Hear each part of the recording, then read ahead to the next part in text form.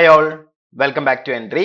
നമ്മളെ മിഷൻ 100ന്റെ ഭാഗമായിട്ടുള്ള 9ാമത്തെ പാർട്ടാണ് ഇത് അല്ലെ. അപ്പൊ നമ്മൾ കഴിഞ്ഞ 8 പാർട്ട്, അതായത് 7ാമത്തെ 8ാമത്തെ പാർട്ട് നിങ്ങൾ കണ്ടിട്ടുണ്ടായിരിക്കും. ഇല്ലാന്നുണ്ടെങ്കിൽ പോയി കാണണം. നമ്മളൊരു ലൈവ് സെഷൻ ആയിട്ട് അത് ചെയ്തിട്ടുണ്ടായിരുന്നു. നമ്മൾ independence day special live session ആയിട്ട് നമ്മൾ എന്ത് ചെയ്തു, 7ാമത്തെ പാർട്ടും 8ാമത്തെ പാർട്ടും കൂടി കമ്പൈൻ ചെയ്തിട്ടാണ് നമ്മൾ ചെയ്തിട്ടുണ്ടായിരുന്നത് അല്ലെ. അപ്പൊ അതിനകത്ത് 9ാമത്തെ പാർട്ടാണ് ഇനി നമ്മൾ ചെയ്യാൻ വേണ്ടി പോകുന്നത്. 9ാമത്തെ പാർട്ട് എന്ന് പറയുമ്പോൾ 9ാമത്തെ മൊഡ്യൂൾ ആയിരിക്കും നമുക്ക് വരുന്നുണ്ടായിരിക്കും അല്ലെ. അപ്പൊ നമ്മൾ അങ്ങനെയാണ് പോന്നുകൊണ്ടിരുന്നത്. 7ാമത്തെയും 8ാമത്തെയും മൊഡ്യൂൾ നമ്മൾ നോക്കി. ഇനി നമുക്ക് നോക്കാനുള്ളത് 9ാമത്തെ മൊഡ്യൂൾ ആണ് കേട്ടോ. അപ്പൊ നിങ്ങൾ എല്ലാവരും കണ്ടിട്ടില്ല എന്നുണ്ടെങ്കിൽ, നിങ്ങൾ ആ ലൈവ് സെഷൻ മിസ് ചെയ്തിട്ടുണ്ട് എന്നുണ്ടെങ്കിൽ അത് പോയി കാണണം. നമ്മളെ ലൈവിൽ ഉണ്ടായിരിക്കും. 7ാമത്തെയും 8ാമത്തെയും പാർട്ട് നമ്മൾ ഇൻഡിപെൻഡൻസ് ഡേ സ്പെഷ്യൽ ലൈവ് ആയിട്ടായിരുന്നു എടുത്തിട്ടുണ്ടായിരുന്നത് കേട്ടോ.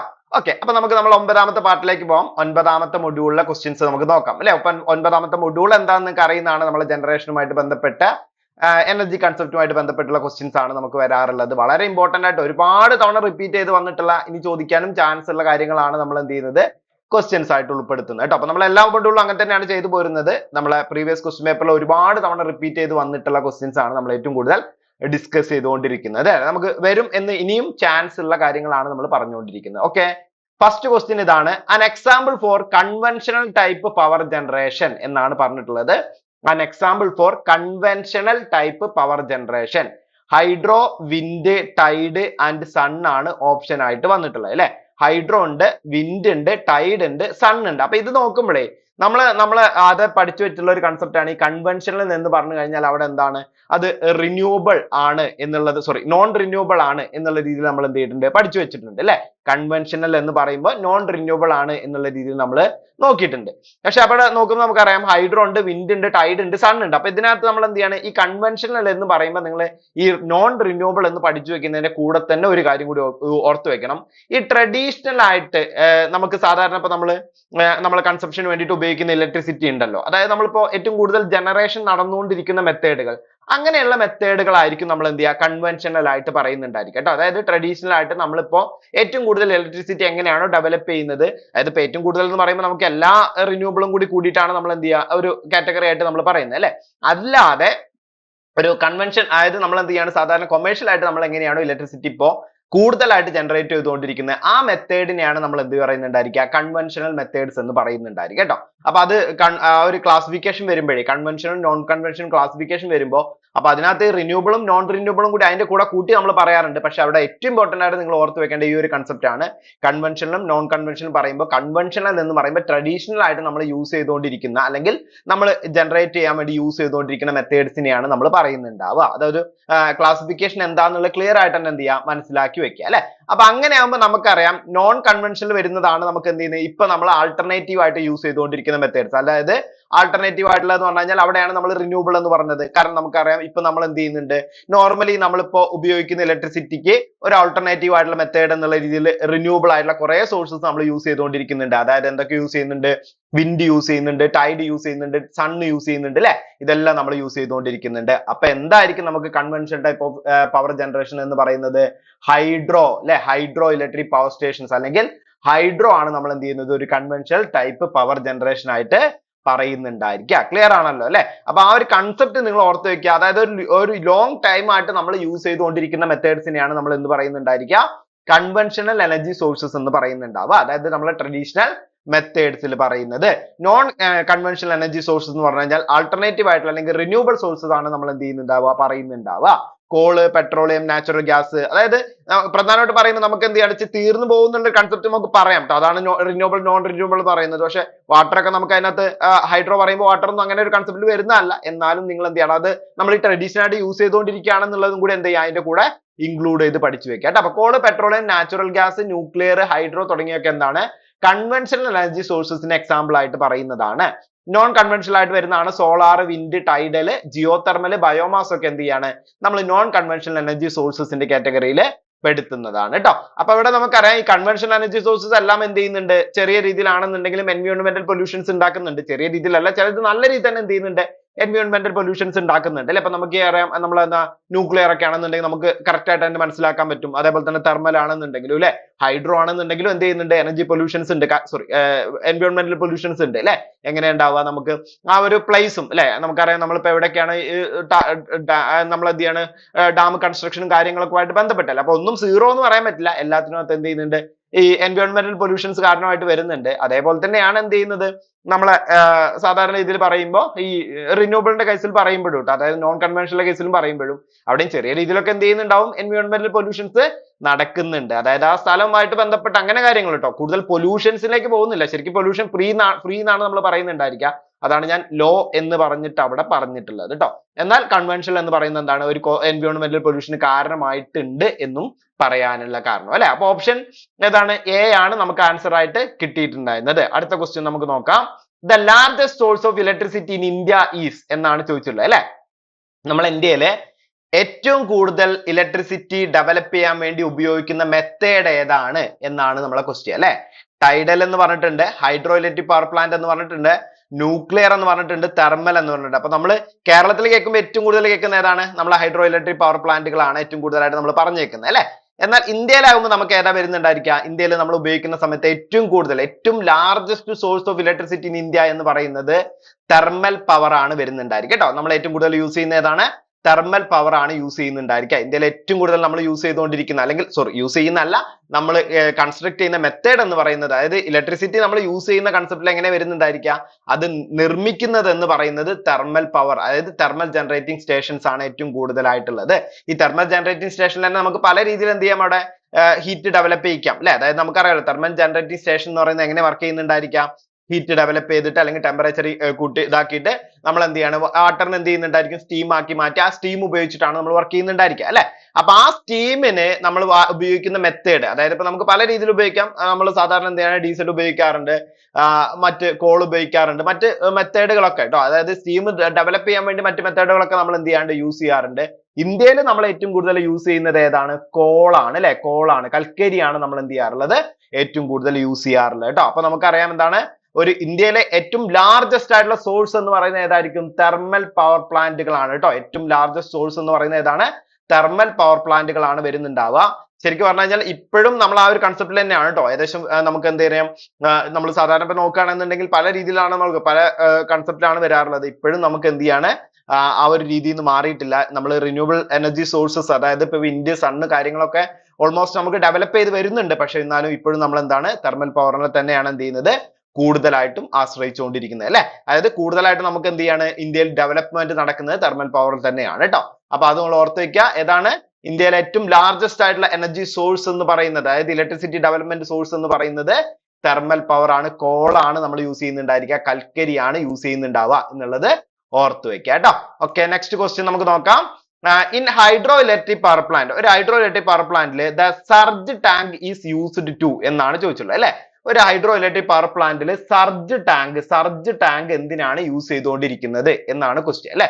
നമുക്ക് ഹൈഡ്രോ ഇലക്ട്രിക് പവർ പ്ലാന്റ് നമ്മൾ ആ ഒരു കൺസ്ട്രക്ഷൻ വെച്ച് നോക്കുമ്പോൾ സർജ് ടാങ്കിന്റെ അപ്ലിക്കേഷൻ എന്താണ്, എന്തിനു വേണ്ടിയിട്ടാണ് സർജ് ടാങ്ക് യൂസ് ചെയ്യുന്നത് എന്നാണ് ചോദിച്ചുള്ളത് അല്ലെ. Supply water at constant pressure എന്ന് പറഞ്ഞിട്ടുണ്ട്, relieve water hammer pressure in penstock pipe എന്ന് പറഞ്ഞിട്ടുണ്ട്, produce surge in the pipeline എന്ന് പറഞ്ഞിട്ടുണ്ട്, ആൻഡ് നൺ ഓഫ് ദീസ് എന്നാണ് ഓപ്ഷൻ ആയിട്ട് വന്നിട്ടുള്ളത്. അതായത് ഒരു ഹൈഡ്രോ ഇലക്ട്രിക് പവർ പ്ലാന്റുകളിൽ സർജ് ടാങ്ക് യൂസ് ചെയ്യുന്നത് എന്തിനാണെന്ന് ചോദിച്ചു കഴിഞ്ഞാൽ നമുക്ക് പറയാം എന്തിനു വേണ്ടിയിട്ടായിരിക്കും ഒരു ഹൈഡ്രോ ഇലക്ട്രിക് പവർ പ്ലാന്റിൽ നമ്മൾ സർജ് ടാങ്ക് യൂസ് ചെയ്യുന്നുണ്ടായിരിക്കാം, എന്തിനു വേണ്ടിയിട്ടാണ് യൂസ് ചെയ്യുന്നുണ്ടായിരിക്കും. അപ്പൊ നമുക്ക് ഒരു കൺസെപ്റ്റ് നോക്കാം അല്ലെ. ഇതാണ് നമ്മളൊരു ഹൈഡ്രോ ഇലക്ട്രിക് പവർ പ്ലാന്റ് എന്ന് പറയുന്നത്. ഇപ്പൊ ഈ ഹൈഡ്രോ ഇലക്ട്രിക് പവർ പ്ലാന്റ് നിങ്ങൾക്ക് അറിയുന്നുണ്ടായിരിക്കും, ഇതാണ് നമ്മളെ സർജ് ടാങ്ക് എന്ന് പറയുന്നത് അല്ലെ. ഇവിടെയാണ് നമുക്ക് സർജ് ടാങ്ക് വരുന്നുണ്ടായിരിക്കും. അപ്പൊ അതിന്റെ ഒരു സ്ട്രക്ചർ നോക്കുകയാണെങ്കിൽ റിസർവോയർ വരുന്നുണ്ടായിരിക്കും, റിസർവോയറിനകത്താണ് വാട്ടർ എന്ത് ചെയ്യുക, സ്റ്റോർ ചെയ്യുന്നുണ്ടായിരിക്കാം. ദെൻ ആ സ്റ്റോർ ചെയ്യാൻ വേണ്ടിയിട്ട് ഉപയോഗിക്കുന്നതാണ് ഡാം കൺസ്ട്രക്ഷൻ എന്ന് പറയുന്നത് അല്ലെ. അത് കഴിഞ്ഞ് നമ്മൾ എന്ത് ചെയ്യാണ്, ഒരു പ്രഷർ ടണൽ ഉണ്ടായിരിക്കും, പ്രഷർ ടണലിലാണ് നമ്മൾ സർജ് ടാങ്ക് പ്ലേസ് ചെയ്യുന്നുണ്ടായിരിക്കുക. ദെൻ അവിടെ നിന്നാണ് പിന്നെ penstock valve house through penstock വരുന്നുണ്ടായിരിക്കും, പെൻസ്റ്റോക്ക് നേരെ പവർ സ്റ്റേഷനിലേക്ക്, ദെൻ അവിടെ ഒരു വാൽവ് കൺസ്ട്രക്ഷൻ കാര്യങ്ങളൊക്കെ ഉണ്ടായിരിക്കും. ദെൻ പെൻസ്റ്റോക്കിൽ എന്താണ് പവർ സ്റ്റേഷൻ എന്തുണ്ടാവും, പെൻസ്റ്റോക്ക് ഉണ്ടായിരിക്കും. ഈ പെൻസ്റ്റോക്ക് റൊട്ടേറ്റ് ചെയ്ത് ആ പെൻസ്റ്റോക്ക് എന്ത് ചെയ്യാണ്, നമ്മൾ നേരെ പെൻസ്റ്റോക്ക് അല്ല, പെൻസ്റ്റോക്കിൽ നിന്ന് നമ്മൾ എന്താണ് പവർ സ്റ്റേഷനിലേക്ക് എത്തും. പെൻസ്റ്റോക്ക് വഴി പവർ സ്റ്റേഷൻ എത്തി, പവർ സ്റ്റേഷൻ എന്ത് ചെയ്യുന്നുണ്ടായിരിക്കും, ടർബൈൻ റൊട്ടേറ്റ് ചെയ്യുന്നുണ്ടായിരിക്കും അല്ലെ. ടർബൈൻ റൊട്ടേറ്റ് ചെയ്ത് ആ ടർബൈൻ നേരെ എന്താണ് ജനറേറ്ററിലേക്ക് കണക്ട് ചെയ്തിട്ടാണ് നമ്മൾ എന്ത് ചെയ്യാറുള്ളത്, ഇലക്ട്രിസിറ്റി ഡെവലപ്പ് ചെയ്യാറുള്ളത്. അപ്പൊ മാറിപ്പോവരുത്. എന്താണ് റിസർവോയർ? അതിന് റിസർവോയർ എന്ന് പറഞ്ഞാൽ അതിന്റെ ഒരു കൺസ്ട്രക്ഷൻ ആയിട്ട് ഡാം ഉണ്ടായിരിക്കും. ദെൻ എന്താണ് അവിടെ പ്രഷർ ടണൽ വഴി എന്താണ് നമ്മൾ സാധാരണ വാട്ടർ ഫ്ലോ ചെയ്യുന്നുണ്ടായിരിക്കും. ദെൻ അവിടെ ഒരു സർജ് ടാങ്ക് പ്ലേസ് ഉണ്ടായിരിക്കും. പെൻ സ്റ്റോക്ക് ഉണ്ടായിരിക്കും. പെൻ സ്റ്റോക്ക് എന്ത് ചെയ്യുന്നുണ്ടായിരിക്കും? നേരെ നമ്മൾ താഴെ എവിടേക്ക് പവർ സ്റ്റേഷനകത്ത് ടെർമിനൽ എത്തുന്നുണ്ടായിരിക്കും. ടെർമിനൽ എന്ത് ചെയ്യാണ്? മെക്കാനിക്കൽ എനർജി എന്ത് ചെയ്യും? ഡെവലപ്പ് ചെയ്യും. ആ മെക്കാനിക്കൽ എനർജി എന്ത് ചെയ്യും? ഇലക്ട്രിക്കൽ എനർജി ആയിട്ട് ജനറേറ്റർ മാറ്റിയാണ് ചെയ്യുന്നുണ്ടായിരിക്കുക അല്ലെ. ജനറേറ്റർ അല്ലെങ്കിൽ ഓൾട്ടർനേറ്റേഴ്സ് മാറ്റിയാണ് ചെയ്യുന്നുണ്ടായിരിക്കുക. അപ്പൊ ഇതാണ് നമ്മൾ എന്ത് ചെയ്യുന്നത്? നമ്മൾ അതിന്റെ ഒരു കൺസ്ട്രക്ഷൻ മെത്തേഡ് ആയിട്ട് നമ്മൾ പറയുന്നത് അല്ലെ. അപ്പൊ അതിനകത്ത് ഈ സർജ് ടാങ്കിന്റെ അപ്ലിക്കേഷൻ എന്താണ് എന്നാണ് നമ്മളോട് ചോദിച്ചിട്ടുള്ളത്. അപ്പൊ സർജ് ടാങ്ക് നോക്കുമ്പോൾ നിങ്ങൾക്ക് അറിയാം, പെൻ സ്റ്റോക്കിനകത്ത് നമ്മളിപ്പോ ഈ പെട്ടെന്ന് സഡൻ ആയിട്ട് എന്ത് ചെയ്യാണ്? ഇവിടെ നമുക്ക് ഒന്ന് ജസ്റ്റ് സ്റ്റോപ്പ് ചെയ്യണം, അല്ലെങ്കിൽ നമുക്ക് ആ ഒരു കൺസെപ്റ്റ് എന്ത് ചെയ്യണം? ഒന്ന് കുറയ്ക്കണം എന്ന്, അതായത് വാട്ടറിന്റെ ഫ്ലോ നമുക്കൊന്ന് കുറയ്ക്കണം എന്നുള്ള ചെയ്യുന്ന സമയത്ത് നമുക്ക് ഈ പെൻ സ്റ്റോക്കിനകത്ത് എന്ത് ചെയ്യുന്നു? ഒരു വാട്ടർ ഹാമറിങ് എഫക്റ്റ് വരുന്നുണ്ടായിരിക്കും അല്ലെ. അപ്പൊ നമുക്ക് തന്നെ അറിയാം, നമ്മൾ ഒരു പൈപ്പ് ഒക്കെ പെട്ടെന്ന് ഓഫ് ആക്കുകയാണെന്നുണ്ടെങ്കിൽ അവിടെ സംഭവിക്കുന്ന ഒരു എഫക്റ്റ് അല്ലെ, ആ ഒരു വാട്ടർ അവിടെ ഒന്ന് ജസ്റ്റ് ഒന്ന് സ്റ്റെക്ക് ആവുന്ന, അപ്പൊ അത്രയും പ്രഷറിൽ വരുന്ന വാട്ടറിൽ എന്ത് ചെയ്യുന്നുണ്ടായിരിക്കും? ഈ വാട്ടർ ഹാമറിങ് എഫക്റ്റ് ഉണ്ടാവും. ഈ വാട്ടർ ഹാമറിങ് എഫക്റ്റ് ഉണ്ടായി കഴിഞ്ഞാൽ ഈ പെൻ സ്റ്റോക്ക് പൊട്ടിപ്പോകുന്നതിന് കാരണമായിട്ട് വരും അല്ലെ. പെൻ സ്റ്റോക്ക് എന്ന് പറയുന്നത് നമുക്ക് അറിയാം, വാട്ടർ ഹാമറിങ് എഫക്റ്റ് എന്ന് പറയുമ്പോൾ പെൻ സ്റ്റോക്ക് നമുക്ക് അത്രയും ഇതിൽ തന്നെയാണ് നമ്മൾ നിർമ്മിക്കുന്നുണ്ടായിരിക്കുക. പക്ഷെ എന്താണെന്നാലും അവിടെ ആ ഒരു വാട്ടർ ഹാമറിങ് എഫക്റ്റ് വന്നതിൽ പൊട്ടിപ്പോകാൻ ചാൻസ് ഉണ്ട് അല്ലെ. അപ്പൊ അങ്ങനെ പൊട്ടിപ്പോവാതിരിക്കുന്നതിന് വേണ്ടിയിട്ടാണ് നമ്മൾ എന്ത് ചെയ്യുന്നുണ്ടായിരിക്കുക? ഇവിടെ സർജ് ടാങ്ക് ഒരു പ്രൊട്ടക്റ്റീവ് ഡിവൈസ് ആയിട്ട് നമ്മൾ എന്ത് കൊടുക്കുന്നത്? സർജ് ടാങ്ക് കൊടുക്കുന്നത് അല്ലെ. അപ്പൊ അങ്ങനെ പെട്ടെന്ന് ഇങ്ങനെ മൂവ് ചെയ്തുകൊണ്ടിരിക്കുന്ന വെള്ളത്തിനെ പെട്ടെന്ന് നമ്മൾ ഇത് ആ ഒരു വാൽവ് ക്ലോസ് ചെയ്യുന്ന സമയത്ത് എന്ത് ചെയ്യുന്നുണ്ടായിരിക്കും? ഈ ആ ഒരു മൂവ്മെന്റ് ഉണ്ടല്ലോ, ആ വെള്ളത്തിന്റെ മൂവ്മെന്റ് എന്ന് പറയുന്നത് സർജ് ടാങ്കിന്റെ ഉള്ളിലേക്ക് കയറും. അതായത് ജസ്റ്റ് അവിടെ ഒരു പ്രഷർ കൊടുക്കാതെ സർജ് ടാങ്കിന്റെ ഉള്ളിലേക്ക് എന്ത് ചെയ്യും? വെള്ളം കയറിക്കൊണ്ടിരിക്കും. അപ്പൊ സർജ് ടാങ്കിന്റെ ഉള്ളിലേക്ക് കയറുമ്പോൾ എന്ത് ചെയ്യുന്നുണ്ടായിരിക്കും? ഇവിടെയുള്ള പ്രഷർ നമുക്ക് വാട്ടർ ഹാമറിങ് എഫക്റ്റ് നമുക്ക് എന്ത് ചെയ്യാൻ പറ്റും? അതായത് വാട്ടർ ഹാമറിങ് പ്രഷർ നമുക്ക് എന്ത് ചെയ്യാൻ പറ്റും? കുറയ്ക്കാൻ വേണ്ടി പറ്റും കേട്ടോ. അപ്പൊ ഇത് ഇങ്ങനെയും ക്വസ്റ്റ്യൻ ചോദിക്കാറുണ്ട്, എവിടെയാണ് വാട്ടർ ഹാമറിങ് എഫക്റ്റ് ഉണ്ടാവാറുള്ളത് എന്ന് ചോദിക്കാറുണ്ട്. എവിടെ ഉണ്ടാവുന്നുണ്ടാവുക? പെൻ സ്റ്റോക്കിനകത്താണ് വാട്ടർ ഹാമറിങ് എഫക്റ്റ് ഉണ്ടാവുക അല്ലെ. പെൻ സ്റ്റോക്കിനകത്താണ് വാട്ടർ ഹാമറിങ് എഫക്റ്റ് ഉണ്ടാവാറുള്ളത്. ഈ വാട്ടർ ഹാമറിങ് എഫക്റ്റ് കുറയ്ക്കാൻ വേണ്ടിയിട്ട്, അല്ലെങ്കിൽ ഈ വാട്ടർ ഹാമറിങ് പ്രഷർ കുറയ്ക്കാൻ വേണ്ടിയിട്ടാണ് നമ്മൾ എന്ത് യൂസ് ചെയ്യുന്നത്? സർജ് ടാങ്ക് യൂസ് ചെയ്യുന്നത്. ക്ലിയർ ആയിട്ട് തന്നെ പഠിച്ചു വെക്കുക കേട്ടോ. അപ്പൊ അതേപോലെ എല്ലാ ഇതിലും നമ്മൾ എന്ത് ചെയ്യണം? എല്ലാ കാര്യങ്ങളും, അതായത് ഇതിന്റെ ഒരു എല്ലാ കൺസെപ്റ്റും നിങ്ങൾ പഠിച്ചു വെക്കണം, ഡീറ്റെയിൽ ആയിട്ട് തന്നെ പഠിച്ചു വെക്കണം. കാരണം എല്ലാം കേട്ടോ, അതിനകത്ത് നമുക്കറിയാം A to Z, അതായത് നമ്മുടെ ആ ഒരു ഡാമുമായിട്ട് ബന്ധപ്പെട്ട് അവിടെ നിന്ന് തുടങ്ങി പവർ സ്റ്റേഷനുമായിട്ട് ബന്ധപ്പെട്ട എല്ലാ കാര്യങ്ങളും നമ്മൾ എന്ത് ചെയ്യുന്നുണ്ട്? നമുക്ക് പഠിച്ചു വെക്കണം. എല്ലാ കാര്യങ്ങളും നമ്മളോട് ഒരു ജനറേഷന്റെ ഭാഗമായിട്ട് ക്വസ്റ്റ്യൻസ് ആയിട്ട് പ്രീവിയസ് ആയിട്ടൊക്കെ ചോദിച്ചു വന്നിട്ടുണ്ട് കേട്ടോ. അപ്പൊ നമ്മളെ ക്ലാസ്സുകളൊക്കെ നമ്മൾ കറക്റ്റ് ആയിട്ട് പറയുന്നതാണ്, എന്താണ് ഓരോ ഭാഗത്തിന്റെയും കൺസ്ട്രക്ഷനും ഓരോ ഭാഗത്തിന്റെയും വർക്കിംഗ് എങ്ങനെയാണ് നമ്മളൊക്കെ കാര്യമായിട്ട് പറയുന്നുണ്ടായിരിക്കും അല്ലെ. അപ്പൊ ഡീറ്റെയിൽ ആയിട്ട് നിങ്ങൾ എന്ത് ചെയ്യുക? പഠിച്ചു വെക്കുക. ഓക്കെ, നെക്സ്റ്റ് ക്വസ്റ്റ്യൻ നോക്കാം നമുക്ക്. Choose the correct order of component with respect to solar photovoltaic system എന്നാണ് പറഞ്ഞിട്ടുള്ളത്. അപ്പൊ ഇതിനകത്ത് ആ ഒരു കറക്റ്റ് ആയിട്ടുള്ള ഓർഡർ ഏതാണ് എന്നാണ് നമ്മളോട് ചോദിച്ചിട്ടുള്ളത് അല്ലെ. കറക്റ്റ് ആയിട്ടുള്ള ഓർഡർ ഏതാണ് എന്നാണ് നമ്മളോട് ചോദിച്ചിട്ടുള്ളത്. എന്താ പറഞ്ഞിട്ടുള്ളത്? P V cell, P V module, P V array, P V panel എന്ന് പറഞ്ഞിട്ടുണ്ട് അല്ലെ. എന്താ പി വി എന്ന് പറയുന്നത്? Photovoltaic cell. Photovoltaic cell എന്ന് പറഞ്ഞാൽ നമ്മളെ സോളാർ സെല്ല് അല്ലെ. അപ്പൊ സോളാർ സെല്ല് നമുക്കറിയാം, സോളാർ സെല്ല് നമ്മൾ എന്ത് ചെയ്യണം? ഒന്ന് അറേഞ്ച് ചെയ്ത്, നമ്മളിപ്പോ കാണുമ്പോൾ വലിയൊരു അല്ലെ, വലിയൊരു പാനൽ ആയിട്ട് നമ്മൾ കാണുന്നുണ്ട്. അപ്പൊ പാനൽ എന്നുള്ള കൺസെപ്റ്റിലേക്ക് വരുമ്പോൾ, അല്ലെങ്കിൽ അവിടെ നമ്മൾ എന്ത് ചെയ്യാണ്? ആ ഒരു മൊഡ്യൂൾ എന്നുള്ള കൺസെപ്റ്റ് നമ്മൾ പറയാറുണ്ട്, സെല്ല് എന്നുള്ള കൺസെപ്റ്റ് പറയാറുണ്ട്. അപ്പൊ ഇതിനൊക്കെ എന്താണ് എന്നുള്ളതാണ്, അതായത് ഇത് എങ്ങനെയാണ് അറേഞ്ച് ചെയ്ത്, അതായത് ഒരു സ്റ്റാർട്ടിംഗ് ലെവൽ മുതൽ എൻഡിങ് ലെവൽ വരെ എങ്ങനെയാണ് വരുന്നുണ്ടാവുക എന്നുള്ളതാണ് നമ്മളോട് ക്വസ്റ്റ്യൻ ആയിട്ട് ചോദിച്ചിട്ടുള്ളത് അല്ലെ.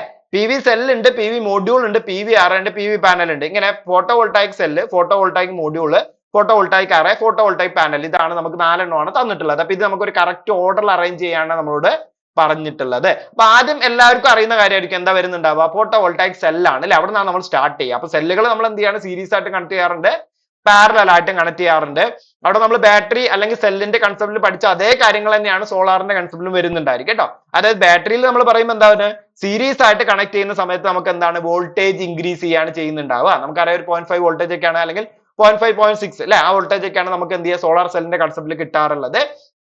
ആ സോളാർ സെല്ലിൽ കിട്ടുന്ന വോൾട്ടേജിനെ ഒന്നിൽ കൂടുതൽ സെല്ലുകൾ കൂട്ടി യോജിപ്പിച്ചിട്ട് വോൾട്ടേജ് ഡെവലപ്പ് ചെയ്യിക്കണം അല്ലെ. അപ്പൊ അതിന് വേണ്ടിയിട്ട് നമ്മൾ എന്ത് ചെയ്യും? സീരീസിൽ കണക്ട് ചെയ്യും. അത് തന്നെയാണ് നമ്മൾ സാധാരണ എന്ത് ചെയ്യാണ്? സെല്ലുകളുടെ കൺസെപ്റ്റിലും പറയാറുള്ളത്. സീരീസ് ആയിട്ട് കണക്ട് ചെയ്യുന്ന സമയത്ത് വോൾട്ടേജ് എന്ത് ചെയ്യാണ്? ഇൻക്രീസ് ചെയ്യുക. അപ്പൊ വളരെ പ്രീവിയസ് ആയിട്ട് നടന്നിട്ടുള്ള എക്സാംസിലൊക്കെ നമുക്ക് ചോദിക്കുന്ന ഒരു ക്വസ്റ്റ്യൻസ് ആണ് ഇതല്ലേ. അപ്പൊ അത് ക്ലിയർ ആയിട്ട് നിങ്ങൾ എന്ത് ചെയ്യണം? നോട്ട് ചെയ്ത് വെക്കണം. അപ്പൊ സീരീസ് ആയിട്ട് കണക്ട് ചെയ്യുമ്പോൾ എന്താണ്? വോൾട്ടേജ് ഇൻക്രീസ് ചെയ്യാണ്. അത് സോളാർ സെല്ലിന്റെ കേസിലും അങ്ങനെ തന്നെയാണ്. സീരീസ് ആയിട്ട് കണക്ട് ചെയ്യുമ്പോൾ വോൾട്ടേജ് ഇൻക്രീസ് ചെയ്യാണ് ചെയ്യുന്നുണ്ടാവുക. ദെൻ പാരലൽ ആയിട്ട് കണക്ട് ചെയ്യുമ്പോൾ നമുക്കറിയാം എന്താണ് അവിടെ എച്ച് കപ്പാസിറ്റി ആംബിയർ അവർ കപ്പാസിറ്റി കൂടുന്നു എന്നുള്ളതാണ് നമ്മൾ സെല്ലുകളുടെ കൺസെപ്റ്റിൽ പഠിച്ചിട്ടുള്ളത് അല്ലെ. അപ്പൊ അവിടെ നമുക്ക് ആംബിയർ അവർ കപ്പാസിറ്റി അതിന്റെ കപ്പാസിറ്റി ആണ് എത്രത്തോളം വിഡ്രോ ചെയ്യാം എന്നുള്ളതെങ്കിൽ എത്രത്തോളം നമുക്ക് എന്ത് ചെയ്യുന്നുണ്ടായിരിക്കും ഡിസ്ചാർജ് നടക്കുന്നുണ്ടായിരിക്കും എന്നുള്ള കൺസെപ്റ്റ് ആണ് നമ്മൾ എച്ച് കപ്പാസിറ്റി ആയിട്ട് പറയാറുള്ളത്. അപ്പൊ അതിനകത്ത് നമ്മൾ സോളാർ സെല്ലിന്റെ കൺസെപ്റ്റ് പറയുമ്പോൾ എത്രത്തോളം ആംബിയർ അതിനെ എടുക്കാൻ വേണ്ടി പറ്റുന്നുണ്ടായിരിക്കും, എത്രത്തോളം കറന്റ് കൊടുക്കാൻ വേണ്ടി പറ്റുന്നുണ്ടായിരിക്കും എന്നുള്ളതാണ് എന്ത് ചെയ്യുക സോളാർ സെല്ലിന്റെ കൺസെപ്റ്റിലേക്ക് നമ്മൾ പറയുന്നുണ്ടായിരിക്കും കേട്ടോ. അപ്പൊ പാരലൽ കണ്ടുമ്പോൾ എന്താണ് കറന്റ് ക്യാരിങ് കപ്പാസിറ്റി അല്ലെങ്കിൽ കറന്റ് കപ്പാസിറ്റി എന്ത് ചെയ്യുന്നുണ്ടായിരിക്കും കൂടുന്നുണ്ടാവും എന്നുള്ളതും ഓർത്ത് വെക്കുക. അപ്പൊ നമ്മൾ എന്ത് ചെയ്യണം ഒരു സിസ്റ്റം ഡെവലപ്പ് ചെയ്യുന്ന സമയത്ത് നമുക്ക് ഇത് രണ്ടും വേണം അല്ലെ, വോൾട്ടേജും വേണം അതേപോലെ തന്നെ എന്ത് ചെയ്യണം കറന്റും വേണം. അപ്പൊ രണ്ടും കൂടി നമ്മൾ കിട്ടാൻ വേണ്ടിയിട്ട് എന്താ ചെയ്യുക സിസ്റ്റം ഡെവലപ്പ് ചെയ്യുന്ന സമയത്ത് സീരീസ് ആയിട്ടും പാരലൽ ആയിട്ടും നമ്മൾ കമ്പൈൻഡ് ആയിട്ട് കണക്ട് ചെയ്യാണ് ചെയ്യുന്നുണ്ടായിരിക്കും. അപ്പൊ അങ്ങനെ കണക്ട് ചെയ്തിട്ട് ഒരു അറേഞ്ച്മെന്റ് വഴി വരുന്ന നമ്മൾ വീടുകളിലൊക്കെ കാണുന്ന ആ ഒരു സിസ്റ്റത്തിലേക്ക് എത്തുമ്പോൾ അല്ലെങ്കിൽ നമ്മളൊരു ഇൻഡസ്ട്രിയിലൊക്കെ കയറുന്ന സോളാർ സിസ്റ്റത്തിലേക്ക് എത്തുമ്പോൾ അതിനുള്ള ഒരു ഘട്ടങ്ങൾ ഏതൊക്കെയാണ് അല്ലെ, അതിനുള്ള സ്റ്റേജസ് ഏതൊക്കെയാണെന്നാണ് നമ്മളോട് ക്വസ്റ്റ്യൻ ആയിട്ട് ചോദിച്ചുള്ളത്. അപ്പൊ ആദ്യം എല്ലാവർക്കും അറിയുന്നതാണ് എന്താണ് PV സെല്ലാണ് വരുന്നുണ്ടായിരിക്കുക. ദെൻ അവിടെ നിന്നാണ് പിന്നെ നമ്മൾ മൊഡ്യൂൾ എന്നുള്ള കൺസെപ്റ്റിലേക്ക് വരുന്നുണ്ടായിരിക്കും. അവിടെ സീരീസ് ഓർ പാരലൽ കേട്ടോ, നമുക്ക് കണക്ഷൻ ജസ്റ്റ് ഇവിടെ ഒന്നിനും മെൻഷൻ ചെയ്യേണ്ട ആവശ്യമില്ല. ജസ്റ്റ് നമ്മൾ എന്ത് ചെയ്താൽ മതി മൊഡ്യൂൾ എന്നുള്ള കൺസെപ്റ്റ് ഒന്നിൽ കൂടുതൽ സെല്ലുകളെ അറേഞ്ച് ചെയ്തിട്ട് നമുക്ക് എന്ത് പറയാം മൊഡ്യൂൾ എന്നുള്ള കൺസെപ്റ്റിലേക്ക് പറയാം. ദെൻ മൊഡ്യൂൾസ് അറേഞ്ച് ചെയ്ത് നമ്മൾ പാനൽ എന്നുള്ള കൺസെപ്റ്റിൽ എത്തുന്നുണ്ട്. പാനൽസ് അറേഞ്ച് ചെയ്തിട്ട് നമ്മൾ എവിടേക്ക് എത്തുന്നുണ്ട് അറേ എന്നുള്ള സെറ്റപ്പിലേക്ക് എത്തുന്നുണ്ടായിരിക്കും കേട്ടോ. അപ്പൊ അറേ കഴിഞ്ഞാൽ പിന്നെ അറേ ഫീൽഡ് ഉണ്ട്, അതും നമ്മളെ പ്രീവിയസ് ഒരു ക്വസ്റ്റ്യൻ പേപ്പർ വന്നിട്ടുള്ളതാണ്. അറേ കഴിഞ്ഞാൽ പിന്നെ അറേ ഫീൽഡ് ഉണ്ട്. അറേ ഫീൽഡ് എന്ന് പറഞ്ഞാൽ നമ്മൾ ഒരുപാട് ഒരു പല മെത്തേഡിൽ ഓഫ് സോളാർ സിസ്റ്റം നമ്മൾ അറേഞ്ച് ചെയ്തിരിക്കുന്നതിനാണ് അറേ ഫീൽഡ് എന്ന് പറയുന്നുണ്ടായിരിക്കും. അതായത് ഒരുപാട് മെത്തേഡുകൾ, അതായത് നമ്മൾ സാധാരണ ഉപയോഗിക്കുന്ന സോളാർ സിസ്റ്റത്തിൽ തന്നെ പല പല മെത്തേഡുകൾ ഉപയോഗിക്കുന്നതിനാണ് നമ്മൾ എന്ത് ചെയ്യുക അറേ ഫീൽഡ് എന്ന് പറഞ്ഞിട്ടൊക്കെ നമ്മൾ പറയുന്നുണ്ടായിരിക്കാം. ഒന്നിൽ കൂടുതൽ മെത്തേഡ്സ് ഓഫ് സോളാർ സിസ്റ്റംസ് നമ്മൾ യൂസ് ചെയ്യുന്നത്, അതായത് സോളാർ മെത്തേഡ്സ് നമ്മൾ യൂസ് ചെയ്തുകൊണ്ടിരുന്ന കൺസെപ്റ്റ് ആണ് പറയാം കേട്ടോ. അപ്പൊ PV cell, PV module, PV panel, PV array അല്ലെ, ഇങ്ങനെയാണ് പോവാ. പിന്നെ അറേ ഫീൽഡും നമുക്ക് എന്ത് ചെയ്യാം ഇതിനെ കൂടെ പറയാം. അങ്ങനെയാണ് നമ്മൾ എന്ത് ചെയ്യുന്നത് ഇതിന്റെ ഒരു അറേഞ്ച്മെന്റ് കേട്ടോ. അപ്പൊ അറേഞ്ച്മെന്റ് പഠിച്ചു വെക്കാം, ക്വസ്റ്റ്യൻ ആയിട്ട് നമുക്ക് എന്ത് ചെയ്യാണ് ചോദിക്കുന്നതാണ്. ഓക്കെ, നെക്സ്റ്റ് ക്വസ്റ്റ്യൻ നോക്കാം. The use of economiser in thermal power plant എന്നാണ് ചോദിച്ചിട്ടുള്ളത് അല്ലെ. എക്കണോമൈസർ ഒരുപാട് തവണ പല രീതിയിൽ ക്വസ്റ്റ്യൻ പേപ്പറിൽ വന്നിട്ടുള്ളതാണ് കേട്ടോ. അതായത് മാറിയും തിരിച്ചു ചോദിച്ചിട്ടുണ്ട്. എങ്ങനെയാണെന്ന് അറിയോ, ഇതിലിപ്പോ നമ്മളോട് ചോദിച്ചില്ല എക്കണോമിക്സറിന്റെ യൂസ് എന്താണെന്നല്ല ചോദിച്ചില്ല. അടുത്ത ക്വസ്റ്റ്യൻ വരുമ്പോൾ എന്താ ചെയ്യുക വെച്ച് കഴിഞ്ഞാൽ ഈ സാധനത്തിന് എന്താണ് യൂസ് ചെയ്യുന്നുണ്ടായിരിക്കുക എന്നുള്ളതാണ് നമ്മളോട് ക്വസ്റ്റ്യൻ ചോദിക്കുക. അങ്ങനെ അങ്ങോട്ടും ഇങ്ങോട്ടും എന്ത് ചെയ്യും ക്വസ്റ്റ്യൻ ചോദിച്ച ഒരുപാട് തവണ റിപ്പീറ്റ് ആയിട്ട് വന്നിട്ടുള്ള ക്വസ്റ്റ്യൻ ആണ് എന്ത് ചെയ്യുന്നത് എക്കണോമൈസർ എന്ന് പറയുന്നത് അല്ലെ. അപ്പൊ എന്തിനാണ് എക്കണോമൈസർ യൂസ് ചെയ്യുന്നത്, ഇതാണ് നമുക്ക് ക്വസ്റ്റ്യൻ ആയിട്ട് തന്നിട്ടുള്ളത് കേട്ടോ. എക്കണോമൈസർ എന്തിനാണ് യൂസ് ചെയ്യുന്നുണ്ടായിരിക്കുക. അപ്പൊ നിങ്ങൾക്ക് ഇപ്പൊ ഇവിടെ കാണുന്ന ഒരു ബ്ലോക്ക് ഡയഗ്രാം അല്ലെ, ഈ ബ്ലോക്ക് ഡയഗ്രാം ആണ് നമ്മൾ തെർമൽ പവർ പ്ലാന്റ് എന്ന് പറയുന്നത് കേട്ടോ. അത് തെർമൽ പവർ പ്ലാന്റിനകത്ത് നമ്മളൊരു സ്റ്റീം ഡെവലപ്പ് ചെയ്യുന്നു. സ്റ്റീം നമ്മൾ എന്ത് ചെയ്യുന്നു ടർബൈനിലേക്ക് കൊടുക്കുന്നു. സ്റ്റീം ഡെവലപ്പ് ചെയ്യാൻ നമ്മൾ ഏതോ ഒരു മെത്തേഡ് ഞാൻ പറഞ്ഞു, നമ്മളിപ്പോ നോർമലി ഇന്ത്യയിൽ ഉപയോഗിക്കുന്ന കോൾ ആണെന്നൊക്കെ നമ്മൾ പറഞ്ഞു അല്ലെ. നമുക്ക് പല മെത്തേഡുകൾ ഉണ്ട്. ഇപ്പൊ നമുക്ക് എന്ത് ചെയ്യുന്നു നമ്മൾ ഡീസൽ ഉപയോഗിച്ചിട്ടൊക്കെ നിർമ്മിക്കുന്നുണ്ട്. അങ്ങനെ പല മെത്തേഡുകൾ നമ്മൾ എന്ത് ചെയ്യുന്നു സ്റ്റീം ഡെവലപ്പ് ചെയ്യാൻ വേണ്ടിയിട്ട് ആ ഒരു ഹീറ്റ് ഡെവലപ്പ് ചെയ്യാൻ വേണ്ടി നമ്മൾ യൂസ് ചെയ്യുന്നുണ്ട്. അതായത് സ്റ്റീം നിർമ്മാണത്തിന് വേണ്ടിയിട്ട് നമ്മൾ എന്ത് ചെയ്യുന്നുണ്ട് യൂസ് ചെയ്യുന്നുണ്ട്, ബോയിലറിലേക്ക് വേണ്ടി നമ്മൾ യൂസ് ചെയ്യുന്നുണ്ട്. അപ്പൊ അവിടെ നമ്മൾ കോളാണ് ഏറ്റവും കൂടുതൽ അല്ലെ, കോളാണ് കൺസെപ്റ്റ് ആണ് നമ്മൾ യൂസ് ചെയ്യുന്നത്. അതുകൊണ്ട് കോൾ എന്നുള്ള കൺസെപ്റ്റിൽ തന്നെ നമുക്ക് എന്ത് ചെയ്യാം പറയാം. അപ്പൊ ആദ്യം നമ്മൾ പറയുന്നത് ഇതിനകത്ത് ഈ ബോയിലറിൽ സ്റ്റീം ഡെവലപ്പ് ചെയ്യുന്നത്, ഞാൻ എല്ലാ കൺസെപ്റ്റും പറയുന്നില്ല, നമുക്ക് ഏറ്റവും ഇമ്പോർട്ടന്റ് ആയിട്ടുള്ള 3 കാര്യങ്ങൾ മാത്രമേ ഇതിനകത്ത് പറയുന്നുള്ളൂ. ഏറ്റവും കൂടുതൽ ക്വസ്റ്റ്യൻസ് റിപ്പീറ്റ് ചെയ്ത് വന്നുകൊണ്ടിരിക്കുന്ന കാര്യങ്ങൾ കേട്ടോ. അപ്പൊ ആദ്യം നമ്മൾ എന്ത് ചെയ്യുന്നു ഈ ബോയിലറിനകത്ത് സ്റ്റീം ഡെവലപ്പ് ചെയ്യുന്നു അല്ലെ. അപ്പൊ നമ്മൾ ഓൾറെഡി പറഞ്ഞ എന്താണ് പല മെത്തേഡ് നമ്മൾ യൂസ് ചെയ്യുന്നുണ്ട്. നമുക്കറിയാം എന്താണ് സാധാരണ നമ്മളിപ്പോ ഉപയോഗിക്കുന്ന മെത്തേഡുകളായിട്ടുള്ള കോൾ തന്നെ നമുക്ക് എടുക്കാം. കോൾ ഉപയോഗിച്ചിട്ട് നമ്മൾ എന്ത് ചെയ്യണം അവിടെ ഹീറ്റ് ഡെവലപ്പ് ചെയ്ത് ഹീറ്റ് വെച്ചിട്ട് എന്ത് ചെയ്യാണ് വാട്ടറിനെ ഹീറ്റ് ചെയ്തിട്ട് നമുക്ക് എന്ത് ചെയ്യണം അവിടെ സ്റ്റീം ഡെവലപ്പ് ചെയ്തു എന്ന് കരുതാം. ഈ സ്റ്റീം ഇങ്ങനെ ഡെവലപ്പ് ചെയ്യുന്ന സ്റ്റീമിനെ നമുക്ക് ശരിക്കും എവിടേക്ക് എത്തിക്കേണ്ടത് നമ്മുടെ ടർബൈനിലേക്ക് എത്തിക്കണം അല്ലെ, ടർബൈനിലേക്ക് എത്തിക്കണം. അപ്പൊ ടർബൈനിലേക്ക് എത്തുമ്പോൾ നിങ്ങൾക്ക് അറിയാം ഓൾറെഡി ഇപ്പൊ സ്റ്റീം ഡെവലപ്പ് ചെയ്ത് കഴിഞ്ഞാൽ നമുക്ക് അതിനകത്ത് ഒരു മോയ്സ്ചർ കണ്ടന്റ് ഉണ്ടാവും അല്ലെ. അപ്പൊ നിങ്ങൾ ജസ്റ്റ് ഒക്കെ സ്റ്റീം നമ്മൾ വീടുകളിലൊക്കെ ഉണ്ടാവുന്ന സ്റ്റീം തന്നെ നോക്കിക്കഴിഞ്ഞാൽ മതി അല്ലെ. അപ്പൊ അത് ടെമ്പറേച്ചർ കുറഞ്ഞ സ്റ്റീമാണ്, എന്നാലും നമുക്കറിയാം എന്താണ് ആ സ്റ്റീമിന് മേലത്തെ നോക്കിക്കഴിഞ്ഞാൽ അവിടെ എന്ത് ചെയ്യാൻ നിങ്ങൾക്ക് അറിയുന്നുണ്ടായിരിക്കും അതിലൊരു വാട്ടർ കണ്ടന്റ് ഉണ്ടായിരിക്കും അല്ലെ. അപ്പൊ ഈ സ്റ്റീമില് ഓൾറെഡി ഇപ്പൊ അവിടെ ഒരു വാട്ടർ കണ്ടന്റ് ഉണ്ട്. പിന്നെ നമുക്കറിയാം എന്താണ് ആ സ്റ്റീമിലെ വാട്ടർ കണ്ടന്റ് നമുക്ക് ഒഴിവാക്കണം. കാരണം നമുക്ക് വേണ്ടത് കറക്റ്റ് സ്റ്റീം, അത് പ്രഷറൈസ്ഡ് അല്ല സ്റ്റീം കിട്ടിയാലേ നമുക്ക് എന്ത് പറ്റുള്ളൂ നമ്മളെ ടർബൈനെ ഹൈ സ്പീഡിൽ റൊട്ടേറ്റ് ചെയ്യിപ്പിക്കാൻ വേണ്ടി പറ്റുന്നുണ്ടാവുള്ളൂ അല്ലെ. അപ്പൊ നമ്മൾ അവിടെ ഒരു സ്റ്റീമിന്റെ കൺസെപ്റ്റ് അവിടെ ഉണ്ട്, സ്റ്റീമില് മോയ്സ്ചർ ഉണ്ട്. ദെൻ രണ്ടാമത് സ്റ്റീം ഡെവലപ്പ് ചെയ്യണമെങ്കിൽ എന്ത് വേണം, വെള്ളം വേണം അല്ലെ. സ്റ്റീം ഡെവലപ്പ് ചെയ്യണമെങ്കിൽ എന്ത് വേണം? വെള്ളം വേണം. അപ്പൊ അതൊരു കൺസെപ്റ്റ് ആയി. മൂന്നാമത്തെ ഒരു കാര്യം നിങ്ങൾക്ക് പറയാം എന്താണ്? സ്റ്റീം ഡെവലപ്പ് ചെയ്യണമെന്നുണ്ടെങ്കിൽ എന്ത് വേണം? ഹീറ്റ് ഉണ്ടാവണം. ഹീറ്റ് ഉണ്ടാവണമെങ്കിൽ അതിന്റെ കമ്പസ്റ്റ് നടക്കണം അല്ലെ. കത്തണം കോള് കത്തണം അല്ലെ. അപ്പൊ കോള് കത്തണം എന്നുണ്ടെങ്കിൽ അവിടെ എന്ത് വേണം? എയർ വേണം. കോള് വേണം, അതിനൊപ്പം തന്നെ എന്താണ്? നമ്മൾ അറിയാലോ, ഇപ്പൊ ഫയർ ട്രയാങ്കിൾ ഒക്കെ പറഞ്ഞിട്ട് നമ്മൾ പഠിക്കാറുണ്ട്. പക്ഷെ നമുക്ക് ഇത്ര കൺസെപ്റ്റിലൊക്കെ വേണ്ട. നമുക്കറിയാം എന്താണ്? ഓക്സിജനും അതേപോലെ തന്നെ ഫ്യൂവലും അതുപോലെ തന്നെ ഹീറ്റും ഉണ്ടെങ്കിൽ എന്ത് ചെയ്യുള്ളൂ? അവിടെ തീ ഉണ്ടാവുള്ളൂ എന്നറിയാം അല്ലെ. അങ്ങനെ തീ ഉണ്ടാവണം എന്നുണ്ടെങ്കിൽ അവിടെ എയർ വേണം. അപ്പൊ ഈ മൂന്ന് കാര്യങ്ങള് നമുക്ക് അവിടെ കറക്റ്റ് ആയിട്ട് വേണ്ട കാര്യങ്ങളാണ്. അപ്പൊ ഇത് ഓർത്ത് വെക്കേണ്ട കാര്യമാണ്. തീ ഉണ്ടാവണമെങ്കിൽ എന്ത് വേണം? എയർ വേണം. അതേപോലെ തന്നെ എന്ത് വേണം?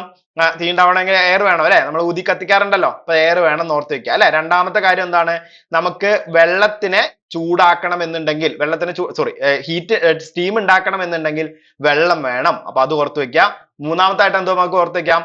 ഈ സ്റ്റീം ഉണ്ടായി കഴിഞ്ഞാലും സ്റ്റീമിന് എന്തുണ്ടാവും? മോയ്സ്ചർ കണ്ടന്റ് ഉണ്ടാവും എന്നുള്ളത് ഓർത്ത് വെക്കുക കേട്ടോ. ഈ മൂന്ന് കാര്യം ഓർത്ത് വെച്ച് കഴിഞ്ഞാൽ പിന്നെ ഞാൻ പറയുന്ന കാര്യം നിങ്ങൾക്ക് ഈസി ആയിട്ട് കിട്ടും. അതായത് നമ്മൾ ഇങ്ങനെ കത്തിക്കുമ്പോഴേ നമുക്ക് പുക ഉണ്ടാവില്ലേ? ഇപ്പൊ നമ്മളെ വീടുകളിലൊക്കെ നമ്മൾ തീ കത്തിക്കുമ്പോഴും നമുക്ക് പുക ഉണ്ട് അല്ലെ.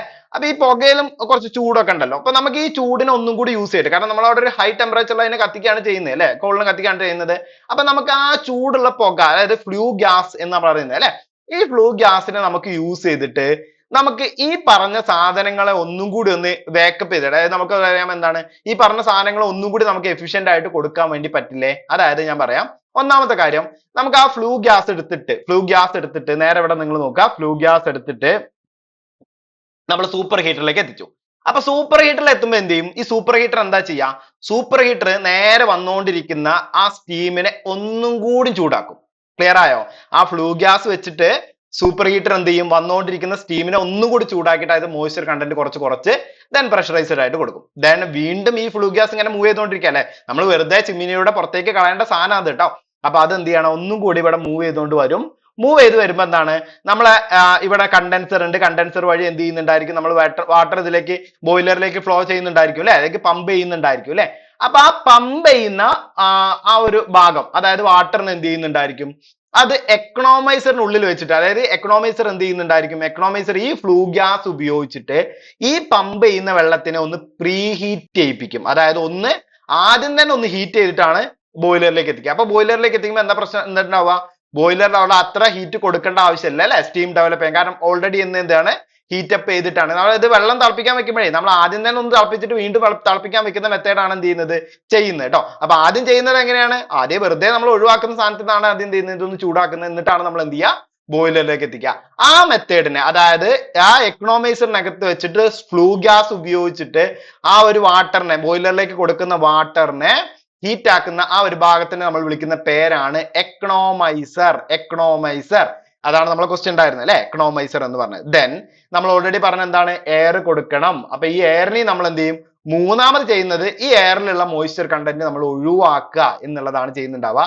ഇത് ചൂടുള്ള എയർ വന്നു കഴിഞ്ഞാൽ പിന്നെ അവിടെ നഷ്ടം ഉണ്ടാവാല്ലോ. അപ്പൊ ആ എയറിനെ എന്താണ്? എയറിനെ പ്രീ ഹീറ്റ് ചെയ്യിപ്പിക്കും. അതാണ് എയർ പ്രീ ഹീറ്റർ എന്ന് പറയുന്നത് കേട്ടോ. അപ്പൊ എയർ പ്രീ ഹീറ്റർ ഉപയോഗിക്കുന്നത് എയറിനെ പ്രീ ഹീറ്റ് ചെയ്യാൻ വേണ്ടിയിട്ട്, എക്കണോമൈസർ യൂസ് ചെയ്യുന്നത് വാട്ടറിനെ പ്രീ ഹീറ്റ് ചെയ്യാൻ വേണ്ടിയിട്ട്, സൂപ്പർ ഹീറ്റർ ഉപയോഗിക്കുന്നത് ഓൾറെഡി ഹീറ്റ് ചെയ്ത് വരുന്ന സ്റ്റീമിനെ എന്ത് ചെയ്യാണ്? ഒന്നും കൂടി ഹീറ്റ് ചെയ്യിപ്പിക്കാൻ വേണ്ടിയിട്ടാണ് അല്ലെ. ഓൾറെഡി വരുന്ന സ്റ്റീമിനെ എന്ത് ചെയ്യാണ്? ഒന്നും കൂടി ഹീറ്റ് ചെയ്യിപ്പിക്കാൻ വേണ്ടിയിട്ടാണ് എന്നുള്ളത് ഓർത്തേക്ക്. അപ്പൊ ഇത്രയും കാര്യങ്ങൾ കിട്ടിക്കഴിഞ്ഞാൽ പിന്നീട് ആ ഫ്ലൂ ഗ്യാസ് എന്ത് ചെയ്യും? നേരെ പുറത്തേക്ക് ഡ്രോട്ട് ഫാൻ വഴി, ചിമ്മിനി വഴി എന്ത് ചെയ്യും? പുറത്തേക്ക് കളയാണ് ചെയ്യുന്നുണ്ടായിരിക്കും കേട്ടോ. അപ്പൊ ഇത്രയും കാര്യമാണ് നിങ്ങൾ ഓർത്ത് വെക്കേണ്ടത്. അത് തന്നെയാണ് ഇവിടെ ക്വസ്റ്റ്യൻ ആയിട്ട് ചോദിച്ചിട്ടുണ്ടായിരുന്നത്. എന്താ ചോദിച്ചിട്ടുണ്ടായിരുന്നത്?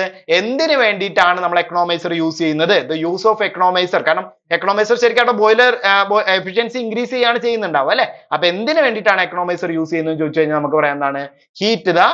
Heat up the feed water അല്ലെ. ഫീഡ് വാട്ടറിനെ ഹീറ്റ് ചെയ്യിപ്പിക്കാൻ വേണ്ടിയിട്ടാണ് നമ്മൾ എന്ത് യൂസ് ചെയ്യുന്നത്? എക്കണോമൈസർ യൂസ് ചെയ്യുന്നത് നമുക്ക് പറയാം. അപ്പൊ ക്ലിയർ ആണോ? അപ്പൊ ഇത്രയും ക്വസ്റ്റ്യൻസ് നമുക്ക് എന്ത് ചെയ്യാം? ക്ലിയർ ആയിട്ട് തന്നെ നിങ്ങൾ മനസ്സിലാക്കി വെക്കുക. ഇത്രയും ക്വസ്റ്റ്യൻസ് 5 ക്വസ്റ്റ്യൻസ് നമ്മൾ പറഞ്ഞിട്ടുണ്ട്. എല്ലാ കാര്യങ്ങളും റിപ്പീറ്റഡ് ആയിട്ട് വന്നുകൊണ്ടിരിക്കുന്ന ക്വസ്റ്റ്യൻസ് ആട്ടോ. എല്ലാ ക്വസ്റ്റ്യൻ പേപ്പറിലും ഒരു ഹൈഡ്രോ ഇലക്ട്രിക് പവർ പ്ലാന്റ് ഉണ്ടായിരിക്കും, ഒരു തെർമൽ പവർ പ്ലാന്റ് ചോദിക്കാറുണ്ട്. അപ്പൊ അതിനകത്ത് ഡിഫറെന്റ് ആയിട്ടുള്ള ക്വസ്റ്റ്യൻസ് നമുക്ക് എന്ത് ചെയ്യാറുണ്ട്? വരാറുണ്ട്. അപ്പൊ നിങ്ങൾ ക്ലിയർ ആയിട്ട് എന്ത് ചെയ്യുക? കൺസെപ്റ്റ് ക്ലിയർ ആയിട്ട് തന്നെ മനസ്സിലാക്കി ഓരോ ബ്ലോക്ക് ഡയഗ്രം പഠിക്കുമ്പോൾ കേട്ടോ, അതായത് നമ്മൾ ഹൈഡ്രോ ഇലക്ട്രിക് പവർ പ്ലാന്റ് പഠിക്കുമ്പോഴും തെർമൽ പവർ പ്ലാന്റ് പഠിക്കുമ്പോൾ ഓരോ ബ്ലോക്കിനും അതിന്റെ പ്രത്യേകതകൾ എന്താണ് എന്നുള്ളത്, അതിന്റെ അപ്ലിക്കേഷൻ എന്താണ്, അതിന്റെ എന്തൊക്കെയാണ് അതിന്റെ ഒരു കൺസ്ട്രക്ഷൻ മെത്തേഡ്സ് വരുന്നത് എന്നുള്ള കാര്യങ്ങൾ ക്ലിയർ ആയിട്ട് തന്നെ പഠിച്ചു വെക്കുക. നമ്മൾ ക്ലാസ്സുകളിലൊക്കെ പറയുന്നതാണ്. അത് ക്ലിയർ ആയിട്ട് നിങ്ങൾ എന്ത് ചെയ്യുക? പഠിച്ചു വെക്കുക കേട്ടോ. അപ്പോൾ ഞാൻ പറഞ്ഞു ഓൾറെഡി നമ്മൾ പറഞ്ഞാണ്, കഴിഞ്ഞ ക്ലാസ്സുകൾ നിങ്ങൾ കാണണം. 7ാമത്തെ 8ാമത്തെ മൊഡ്യൂൾ നമ്മൾ എന്ത് ചെയ്തിട്ടുണ്ട്? സോറി ഏഴാമത്തെ എട്ടാമത്തെ മോഡ്യൂൾ ഒക്കെ ഏഴാമത്തെ എട്ടാമത്തെ പാർട്ട് നമ്മൾ എന്ത് ചെയ്യുന്നുണ്ട് ചെയ്തിട്ടുണ്ട്, ലൈവായിട്ട് ചെയ്തായിരുന്നു. അത് നിങ്ങൾ എന്ത് ചെയ്യുക കാണുക. അടുത്ത ഇതിന്റെ ഒരു ക്വസ്റ്റ്യൻസിന് ആൻസേഴ്സും കാര്യങ്ങളൊക്കെ നിങ്ങൾ എന്ത് ചെയ്യുക ജസ്റ്റ് ഒന്ന് കമന്റ് ചെയ്തിട്ട് നോക്കുകയും ചെയ്യാം കേട്ടോ. ഓക്കെ, അപ്പൊ അടുത്ത പാർട്ടുമായിട്ട് കാണാം. അതുവരേക്കും ഗുഡ് ബൈ, താങ്ക് യു.